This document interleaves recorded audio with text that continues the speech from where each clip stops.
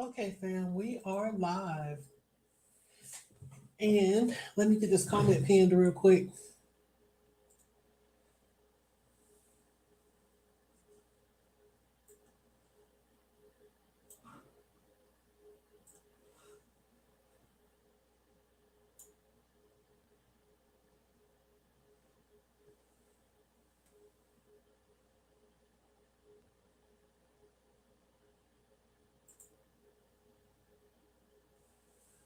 So I'll get this comment pinned and then we'll get started with the live. That's going to be the join link if anybody wants to hop on the panel. Just kind of hanging out today,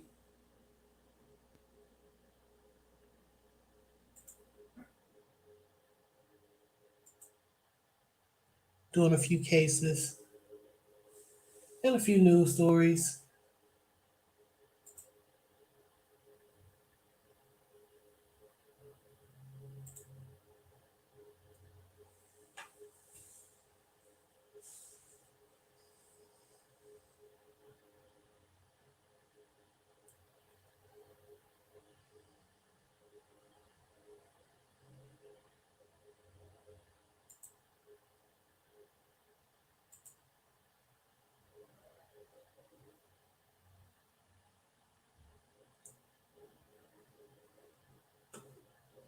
So, first, we're going to start out with we've got a new Amber Alert that came out. I saw it today. I think it came out yesterday.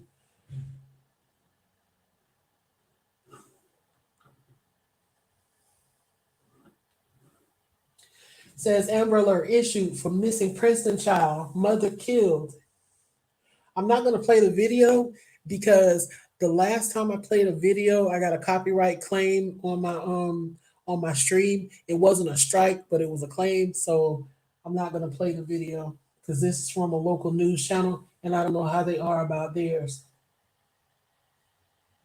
So it says an Amber Alert has been issued for missing Princeton juvenile as the Kentucky State Police investigate the death of her mother, according to an LEAP notification and Kentucky State Police Post 2. Leila Black, 5, is believed to be with her biological father, Byron Black, who has an arrest warrant for the murder of Leila's mother, Kelly Black. On Sunday at 8:40 a.m., KSP responded to Kelly's home where they determined that she had been shot in the back of the head. Leila is described as having brown hair and brown eyes, is 3.5 feet tall, and weighs about 40 pounds. Byron is described as brown hair and brown eyes, is 6 feet tall, and weighs 180 pounds. Police believe Byron is driving a 1996 white Chevy Silverado with a California license plate with the number 5, J as in James, 83779, with paint peeling off the hood. Byron is suspected to be armed and dangerous. And okay, there's not a picture. I'm gonna take a chance and play the video because since there's not a picture of the little girl in the article, but we do see her picture here.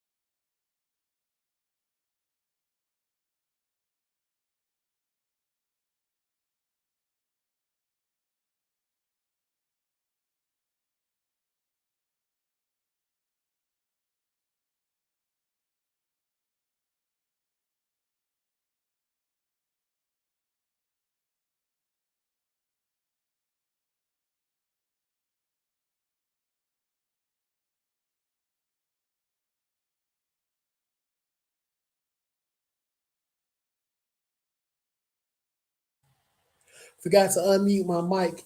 So that was the Amber Alert for 5-year-old Leela Black. 3.5 feet tall, about 40 pounds, brown hair and brown eyes. She's suspected to be with her father, Byron Black, who has an active warrant for his arrest for the murder of Leela's mother, Kelly Black. Apparently, he shot her in the back of the head. The police are saying that he is armed and dangerous. They're in a white 1996 Chevy Silverado with the paint peeling off the hood.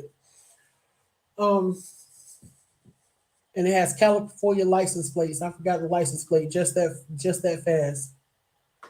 Now, none of these articles that I'm about to share, I haven't read any of them. They're all coming from either crimeonline.com or lawandcrime.com. So if you want to follow up on any of these stories or keep track of them, those are the two websites where you will see them if you want to keep tabs on them, crimeonline.com and lawandcrime.com. The first one, Florida K9 tracks missing girl to locked park bathroom. Says a Florida police dog found a missing 11-year-old girl Friday night trapped in a locked park bathroom in Hillsborough County. The girl was reported missing just before 8 p.m. Friday, the Hillsborough County Sheriff's Office said. Deputy Sarah Ernstes and K9 Mary Lou tracked her to a neighbor's house where residents reported they gave her a ride to an apartment complex in Wimoma. That's a weird name. Ernstes and Mary Lou tracked the girl, this time to a locked bathroom in a nearby park. Our deputies located the missing girl inside a locked bathroom and were able to successfully talk her into unlocking the door, where she was found safe and without injury. That's kind of an odd story. Take it to work.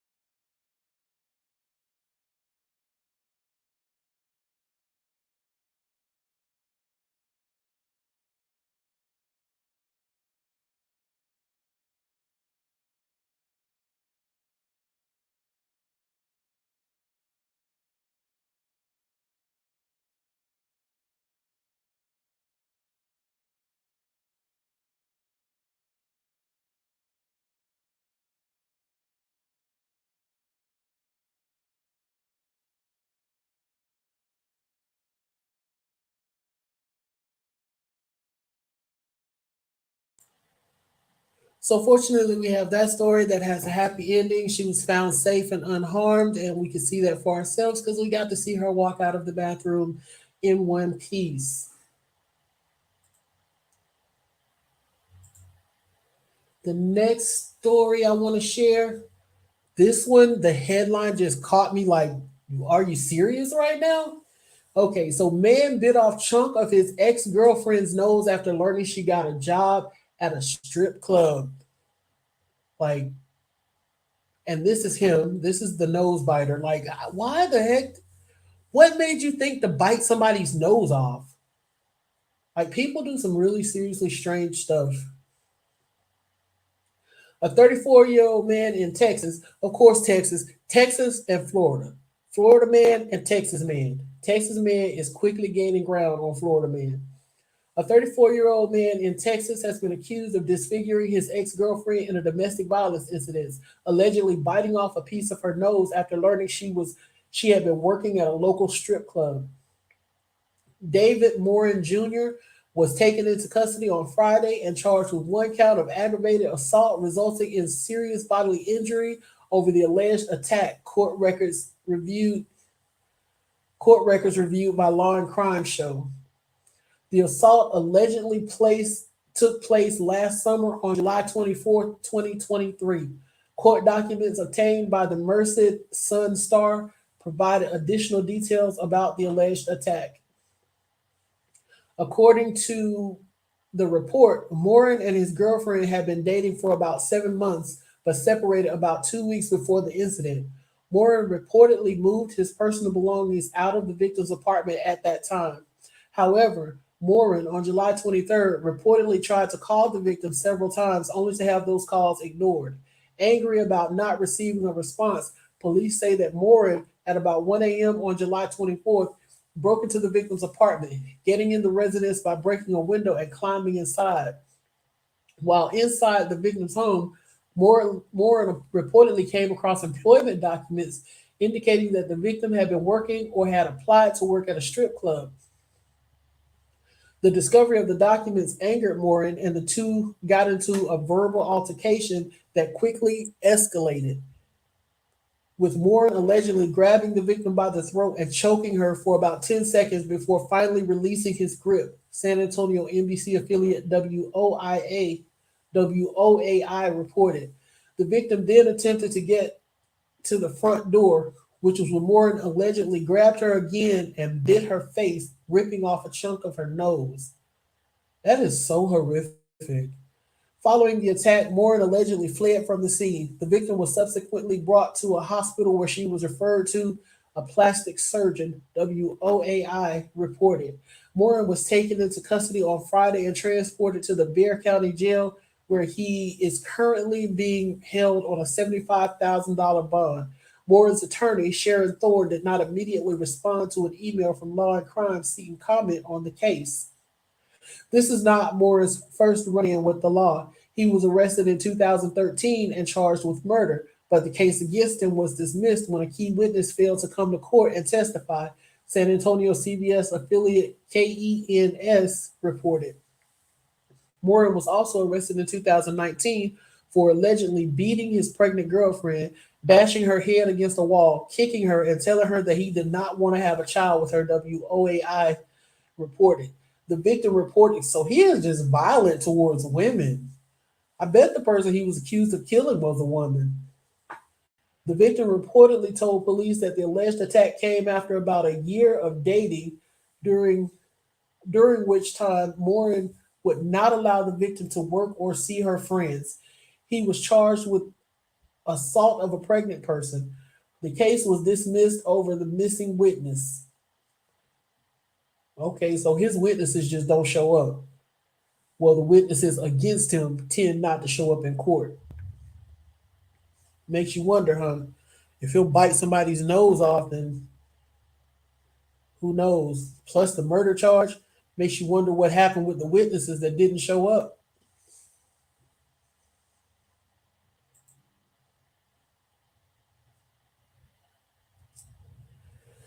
Now, here's a scary story. I mean, when we get to talking about prison escapes and jail escapes, it's always scary anyway because you don't know what potential these people have to commit more and worse crimes if they're on the run from the jail. But here is a really scary one because a convicted sex offender walked out of an unlocked jail door. Fortunately, he was recaptured a day later. A convicted sex offender escaped his Tennessee County jail on Friday, but was back in jail a day later. All I can say is at least it wasn't Alabama this time. Y'all know Alabama have a lot of escaped prisoners? Like, seriously, most of the time when I see that somebody escaped, I always expect it to be Alabama because it's like their jails just got swinging doors or something. Putnam County Sheriff Eddie Ferris told WZTV that the door was left unlocked, allowing Jack James, 42, to walk out of the jail unhindered.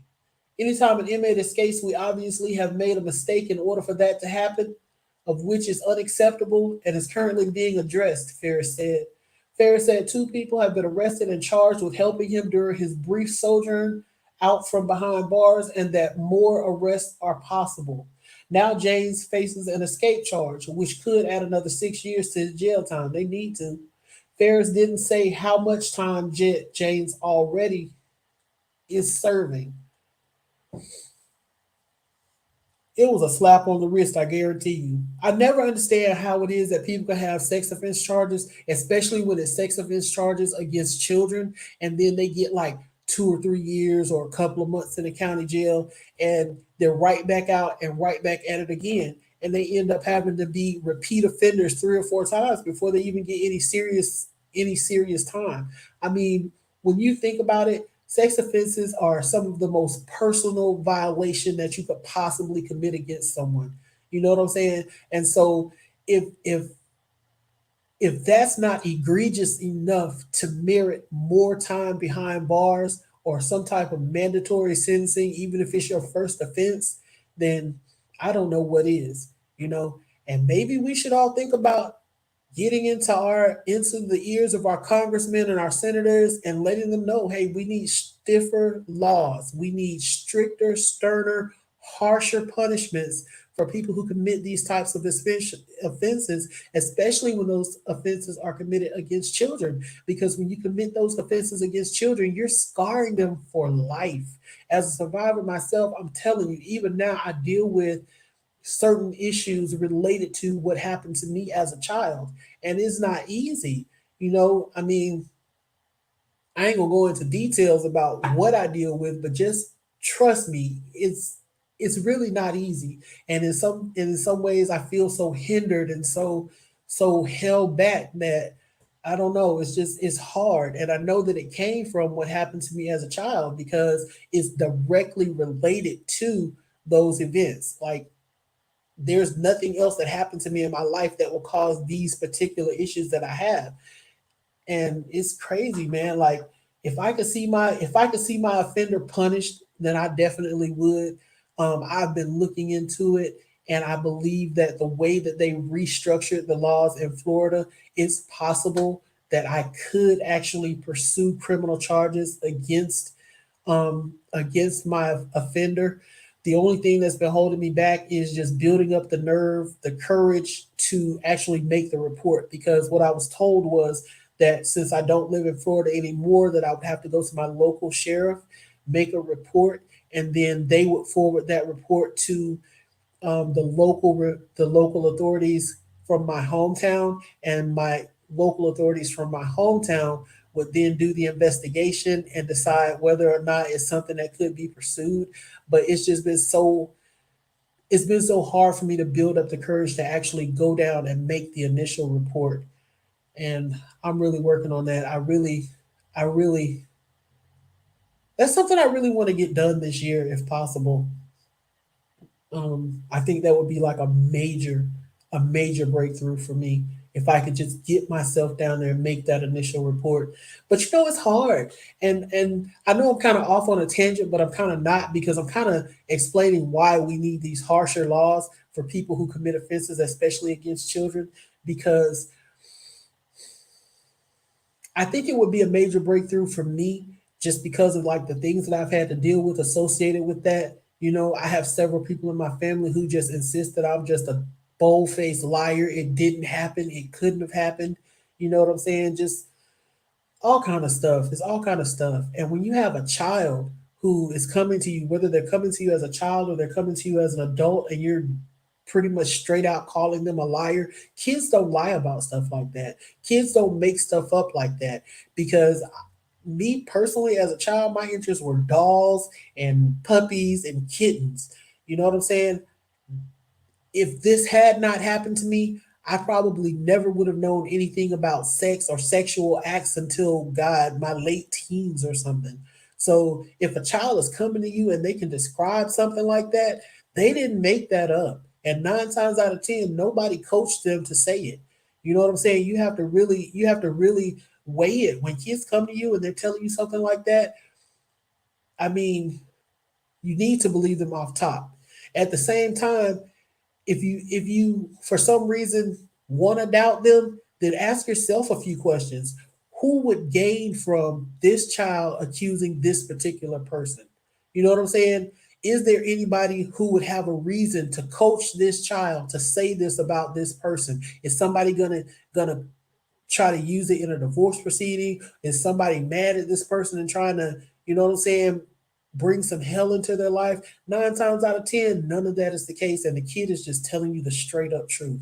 But anyway, yeah, thankfully, this sex offender walked out of jail but was recaptured the next day. And not only did they capture him, they arrested the people who helped him, which is, I believe, a good deterrent for those who might want to help some escapees in the future. Now, this is a case I've been seeing but I haven't really covered and I haven't really like gotten into the details of. But it says we are so happy on her wedding day. Missing newlywed found dead under clothes in back of SUV was victim of foul play. Police say. Yeah, that's pretty obvious because somebody had to put her up under those clothes. Cassidy Ritchie and the damaged SUV, where police say they found her body underneath clothes in the back. The search for 39-year-old mother in Oklahoma who went missing less than a month after getting married came to a tragic end over the weekend when police found her body hidden beneath clothing in the backseat of her heavily damaged SUV. According to the news release from the Tulsa Police Department, officers found Cassidy Ritchie in the back of her 2006 Chrysler Pacifica on Sunday morning. Authorities said that Ritchie had last been seen alive on Saturday, January 20th, 2023. Wow. Is this an old story? No? They must have got the date wrong because the story is dated today at just about noon. She was reported missing by her family members after they had not heard from her and were unable to reach her for several days. Police on Thursday, Police on Thursday, January 25th, put out a missing and endangered alert.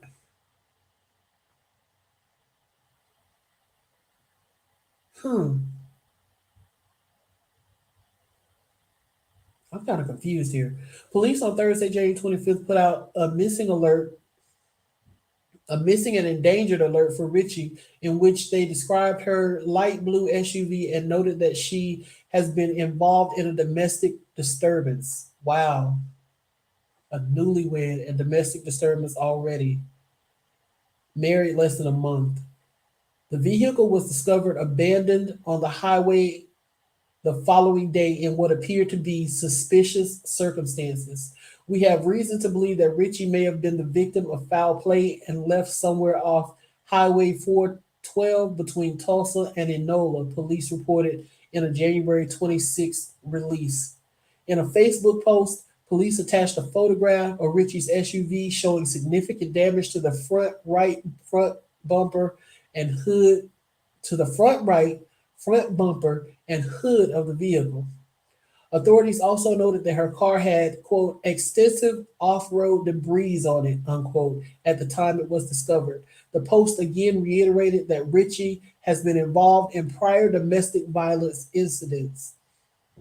I wonder if those domestic violence incidents were with her current husband or with an ex, maybe a jealous ex who didn't like that she got married. Investigators on January 27th continued to search for Ritchie and asked for the public's help in locating a good Samaritan who helped pull Ritchie's car out of a ditch near the I Don't Care Bar and Grill sometime between January 21st and January 23rd. The bar is located in the 11,000 block of East 590 Road in Catoosa, Oklahoma, which is about 20 miles east of Tulsa. 2 days after locating Ritchie's vehicle, authorities obtained and executed a search warrant for the car where they discovered her body underneath clothing in the back of the SUV. We previously reported that Ritchie was involved in prior domestic violence incidents, Sunday's news release repeated. Detectives are currently investigating this case as a homicide. Anyone with information relevant to the investigation is being urged to call Tulsa Crime Stoppers at 918-596 COPS. Court records reviewed by Law and Crime show that Ritchie on January 7th married Chris Edward Moreland. On January 25th, Moreland was arrested by officers with the Tulsa Police Department in an unrelated warrant out of Medina County, Texas, where he is charged with theft greater than $750 but less than $2,500. He was currently being held without bond as a fugitive from justice. TPD Lieutenant Brandon Watson reportedly told Tulsa Fox affiliate KOKI that Moreland is a person of interest in the death of his wife. Okay, so this is probably going to be a husband murder. Police are still working with the district attorney's office to determine proper jurisdiction over the case, but authorities are reportedly expected to file first degree murder charges against Moreland immediately. Richie's brother told Tulsa NBC affiliate KJRH that his sister's wedding day bliss earlier this month changed quickly following her marriage to Moreland. She was so happy on her wedding day, Kyle Ritchie said to the station. I don't know if she was just too scared to say anything. Moreland was just a whole different person after the marriage. Wow. Then in that situation too, you get with somebody and they're one way, and then the next thing you know, it's something entirely and completely different, and they're unrecognizable. Like the one particular relationship that stands out to me, dude was the sweetest man on earth, would give me anything, and he flipped so instantaneously and became like this. It was like a transition into a demon. I mean, it was crazy. Yep. So I do indeed feel sorry for her, and my condolences to her family. And I hope that if her husband is indeed the person who murdered her, that he will receive punishment to the fullest extent of the law ASAP.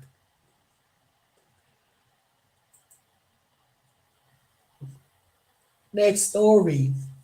LA mom charged with killing four, well, a Louisiana mom charged with, oh, Los Angeles. Los Angeles mom charged with killing a 4-year-old daughter. A California mother was arrested Friday for the murder of her 4-year-old daughter. Why do these people keep killing these kids, man? Like, damn. Mia Gonzalez died from the combined effects of strangulation and sharp force. Oh my God, according to an autopsy report. Gonzalez was found unresponsive inside a vehicle in a business parking lot Thursday and was taken to a local hospital where she was later pronounced dead. Her mother, 38-year-old Maria Avalos, was also inside the vehicle. She was detained at the scene and later charged on suspicion of murder. The Los Angeles County Sheriff's Department said it would present the case to the district attorney's office for review on Tuesday. No further information was released. So that might be a case that we need to keep notes on there. Let me write that one down. Mia Gonzalez and her mother is Maria Avalos.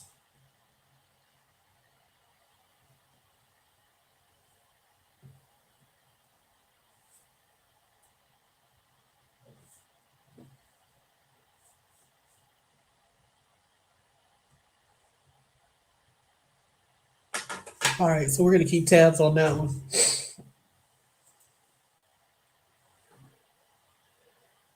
Next up, here's a story that everybody's been talking about. This chick brought her baby into Walmart in freezing or below freezing temperatures in nothing but a diaper.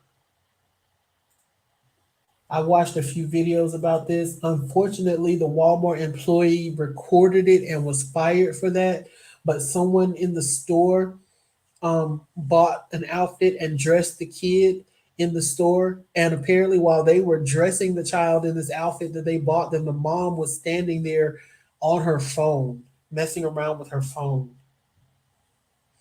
Says Cambria Darcy is facing child neglect charge after concerned shoppers at a Walmart in Mississippi called police after seeing the boy wearing only a diaper. A Walmart employee posted a video of the interaction on Facebook, but it has since been taken down. User Clap88 posted a version of the video to TikTok.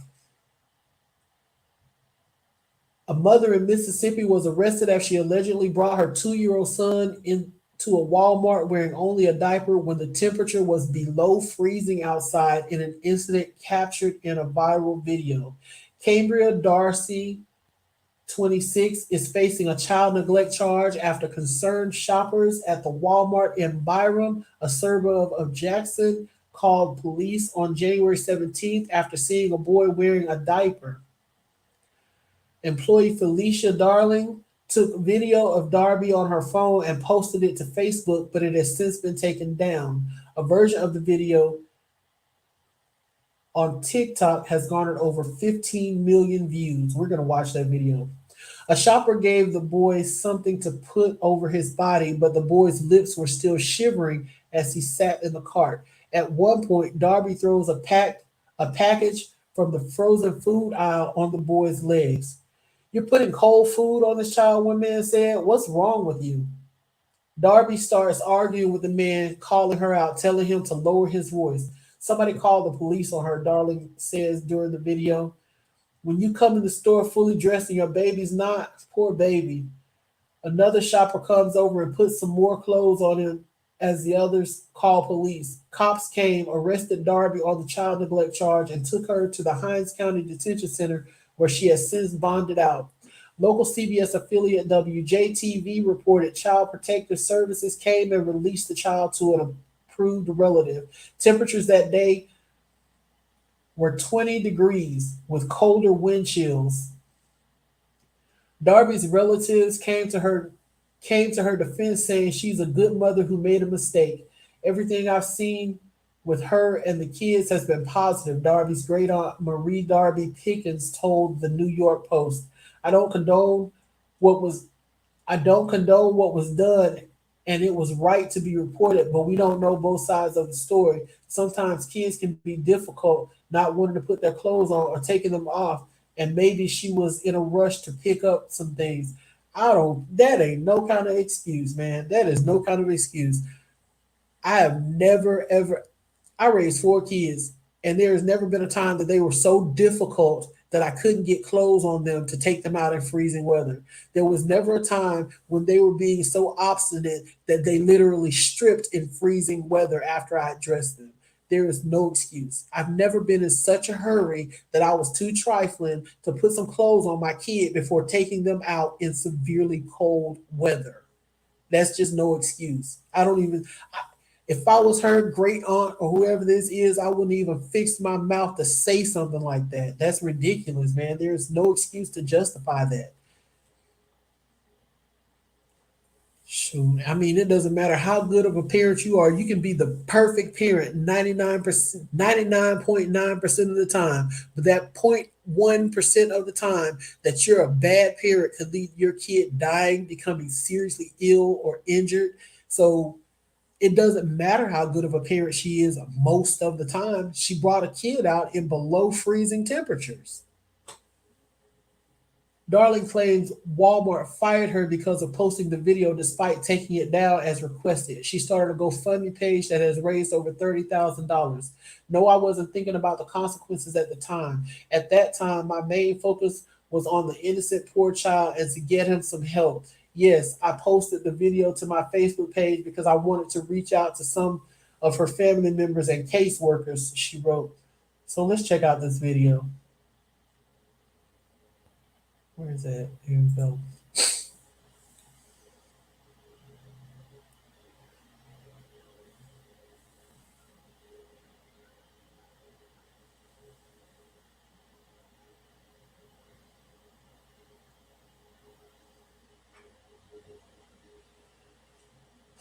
I don't want to sign in.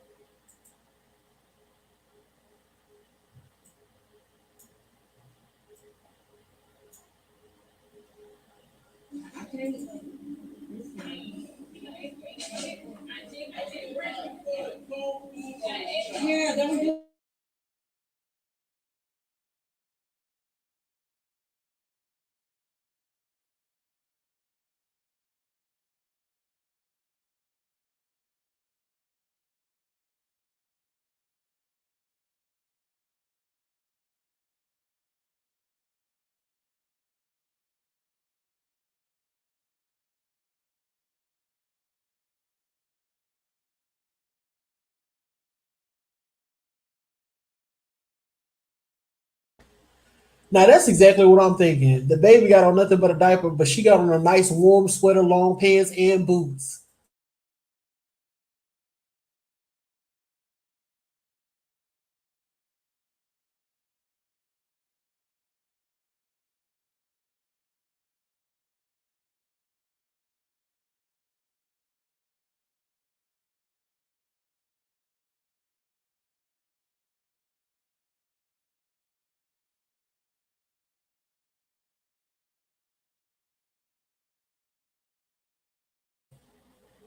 Yeah, that's some craziness there.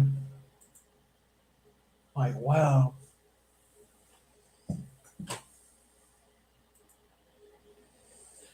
All right, folks. Last story. Last story. Last story.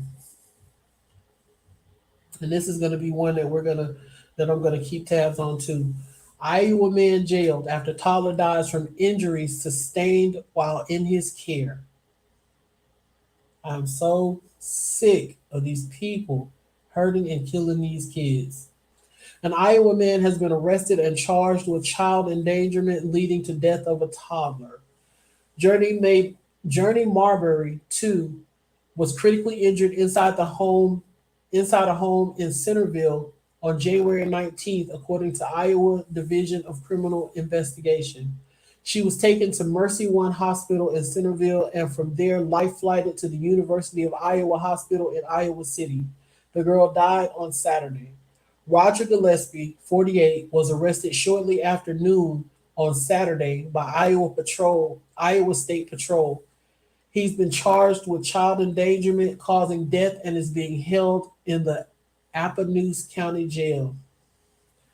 Investigators say Gillespie was the little girl's caretaker at the time she suffered the injuries. No further information was released.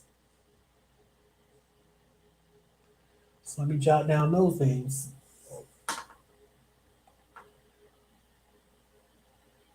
Journey Marbury and Roger Gillespie.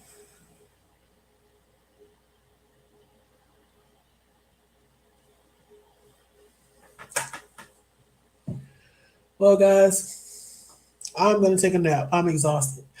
I am so happy to be in my place. The grandkids came over this weekend, and then I also had another little kid that I was babysitting, and they wore me out. I'm not complaining. I'm happy that they got to come and hang out with their Gigi, but man, oh man, y'all know Bubby think I belong to her and her alone. So every time little Benjamin, the baby that I was keeping, would try to come around me, Bubby was on guard. She wasn't trying to let him give or receive any affection from her Gigi, and she was not playing about that.